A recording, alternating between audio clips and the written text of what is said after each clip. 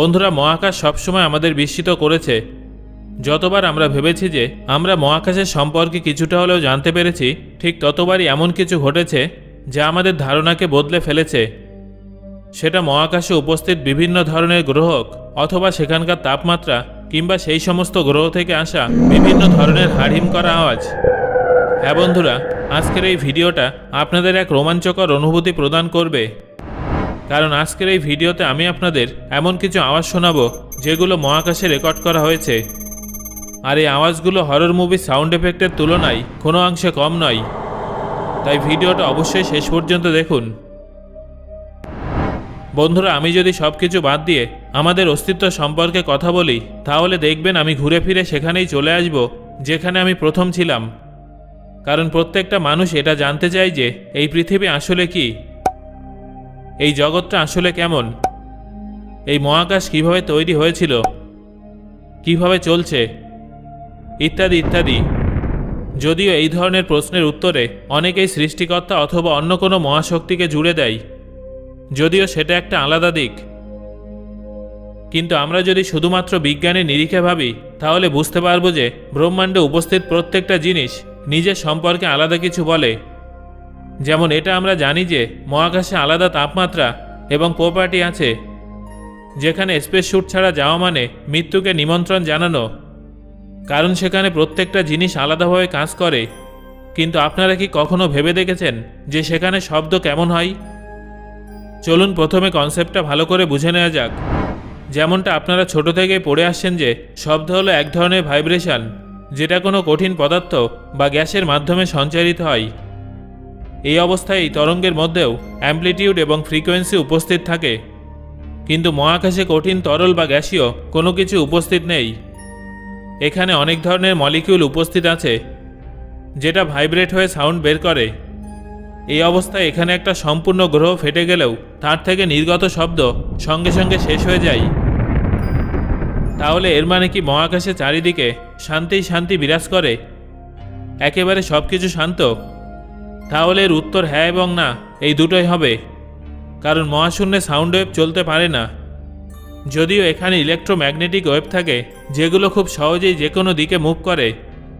এই অবস্থায় আপনি যে গ্রহ বা নক্ষত্রের আওয়াজ শুনতে চান, আপনাকে সেটা রেডিয়েশন ধরতে হবে এবং তারপর সেটাকে স্পিকার এবং হেডফোনের সাহায্যে সাউন্ডে কনভার্ট করে দিতে হবে। এই প্রসঙ্গে আপনাদের জানিয়ে রাখি যে প্রথমবার মহাকাশ থেকে আসা সাউন্ডটা ভয়েজার 1-এর মাধ্যমে রেকর্ড করা হয়েছিল।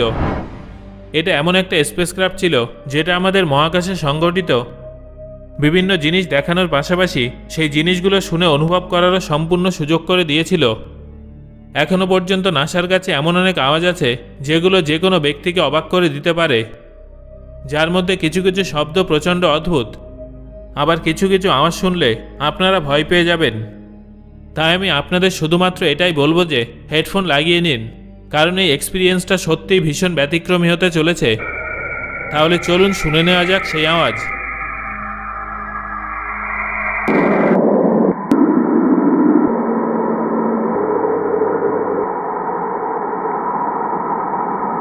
বন্ধুরা, এই আওয়াজটা বৃহস্পতির, যেটা ভয়েজার 1 দ্বারা রেকর্ড করা হয়েছিল, যেখানে এগুলো ইলেকট্রোম্যাগনেটিক ওয়েভে রেকর্ড করা হয়েছিল আর তারপর সাউন্ডে ট্রান্সফর্ম করে দেওয়া হয়েছিল। কোনো আওয়াজকে ভীষণ খারাপ রেকর্ডারের মাধ্যমে রেকর্ড করা হলে শুনতে যেমন লাগে, এই আওয়াজটাও ঠিক সেরকমই লাগছে। বৃহস্পতির বায়ুমণ্ডল একেবারে ভিন্ন, কারণ সেখানে বাতাস অনেক দ্রুত গতিতে বয়ে যায় এবং বজ্রপাত তো আপনারা দেখতেই পাচ্ছেন। এই সব কিছুর পরেও বৃহস্পতির শব্দ এভাবে বেরোচ্ছে, কিন্তু সেটা তো ইনহ্যাবিটেড প্ল্যানেট। তাহলে সেই গ্রহটার কি হবে যেখানে সমগ্র মানবজাতি বসবাস করে? হ্যাঁ বন্ধুরা, আমি আমাদের পৃথিবীর কথাই বলছি। এখানে তো প্রায় 800 কোটি মানুষ উপস্থিত আছে। পৃথিবীতে শুধুমাত্র মনুষ্য সমাজই নয়, বরং বিভিন্ন ধরনের জিনিস এখানে উপস্থিত আছে। সেটা পশু পাখি অথবা জলে থাকা বিভিন্ন প্রাণী। বর্তমান সময়ের লেটেস্ট টেকনোলজি থেকে বেরোনো জিনিস যে কোনো কিছুই হতে পারে। এবার আপনারা নিশ্চয়ই ভাবছেন যে আমাদের পৃথিবী থেকে নির্গত আওয়াজ অনেক কোলাহলপূর্ণ হবে, কিন্তু না, পৃথিবীর আওয়াজ আমাদের ভাবনার থেকে একেবারে আলাদা। যেখানে ক্রেডে ক্যারেটিন, EMFI SIS নামের একটা ওয়েব ইনস্ট্রুমেন্ট ব্যবহার করে দীর্ঘ কয়েক বছর পর্যন্ত আমাদের পৃথিবীর আশেপাশের ইলেকট্রোম্যাগনেটিক ওয়েভের উপর রিসার্চ করেছেন। হ্যাঁ বন্ধুরা, এখানে বিজ্ঞানীরা বিশেষত ভ্যান অ্যালান বেল্টের প্রতি একটু বেশি আগ্রহী ছিলেন। এখানে উপস্থিত অ্যাক্টিভিটির উপর বেশি নজর দেননি। কিন্তু আমি আপনাদের জানিয়ে দেব যে এখান থেকে নির্গত সাউন্ড ওয়েভকে যদি অডিও ফরম্যাটে ট্রান্সলেট করা হয় তাহলে আপনারা অন্য কিছু শুনবেন, যার মধ্যে কিছু ওয়েভ তো এলিয়েন বার্ডসের মতো আওয়াজ বের করে। এবার শুনে নিন সেই আওয়াজ।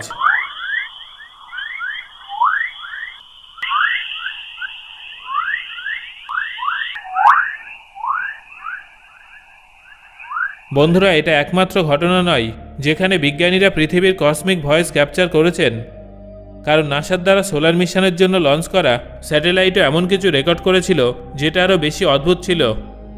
শুনে নিন সেই আওয়াজ।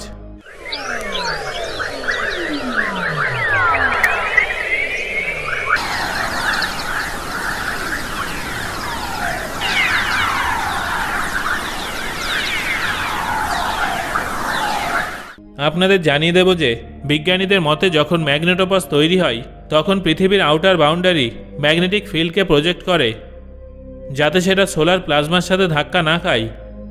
এক্ষেত্রে আওয়াজটা কিছুটা এরকম শোনায়।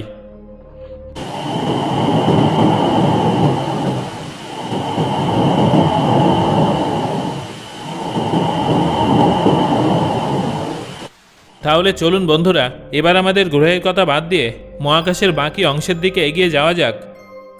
এবার আমরা হাবেল স্পেস টেলিস্কোপের দ্বারা ক্যাপচার করা 2018 সালের এই ছবিটা দেখে নেব।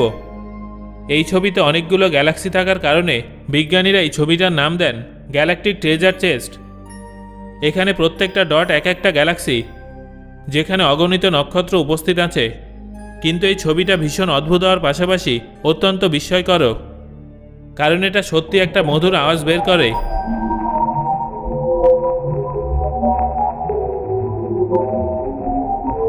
হ্যাঁ বন্ধুরা, নাসা কর্তৃক এই সাউন্ডটাকে মিউজিকে কনভার্ট করার সিদ্ধান্ত নেওয়া হয়, যেখানে ছোট ছোট নক্ষত্র এবং গ্যালাক্সি হালকা আওয়াজ বের করবে, আর বড় গ্যালাক্সির আওয়াজ সামান্য ভারী এবং তীব্র হবে, যেখানে এদের টোন এদের অবস্থানের উপরেও নির্ভর করবে। এই অবস্থায় এর থেকে নির্গত আওয়াজটা সত্যিই ভীষণ অদ্ভুত। 2015 সালের 14 জানুয়ারি হুগেন্স প্রোব শনির উপগ্রহ টাইটানে ল্যান্ড করে।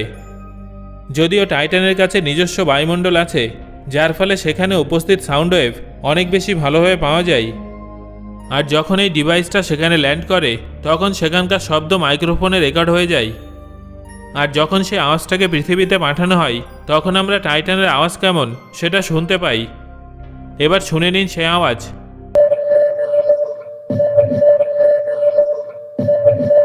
হ্যাঁ বন্ধুরা, এই আওয়াজটা গেম খেলার সময় যেমন শব্দ শোনা যায় ঠিক তেমনই।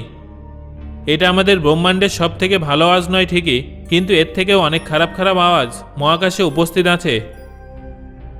যেমন আপনারা জুনোর কথা ধরে নিন, যেটা 2006 সালে বৃহস্পতির কক্ষপথে সেটেল হয়েছিল, যেখানে এর মিশন ছিল সেখানকার বায়ুমণ্ডল সম্পর্কে স্টাডি করা এবং সেখানকার গ্র্যাভিটেশনাল এবং ম্যাগনেটিক ফিল্ড পরীক্ষা করা।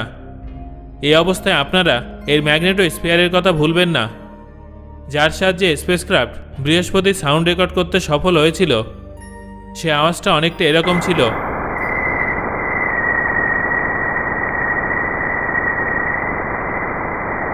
এই আওয়াজটা সত্যিই ভীষণ রোমাঞ্চকর। এবার এই আওয়াজগুলো শুনে আপনারা নিশ্চয়ই বুঝতে পারছেন যে যেভাবে হরর মুভিতে একদম পারফেক্ট সাউন্ড এফেক্ট দেওয়া হয়, এই আওয়াজটা অনেকটাই সেরকমই।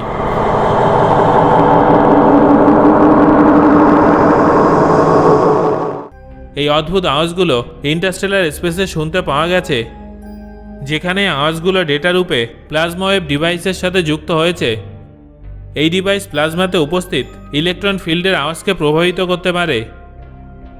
বন্ধুরা, এবার আমি আপনাদের একদম অন্যরকম একটা আওয়াজ শোনাবো, কারণ এখনও পর্যন্ত আপনারা যত আওয়াজ শুনেছেন সেই সব আওয়াজগুলো মহাকাশ অথবা মহাকাশীয় অবজেক্টের আশেপাশের আওয়াজ ছিল, কিন্তু এখন আমি আপনাদের সরাসরি পৃষ্ঠতল থেকে আগত আওয়াজ শোনাবো।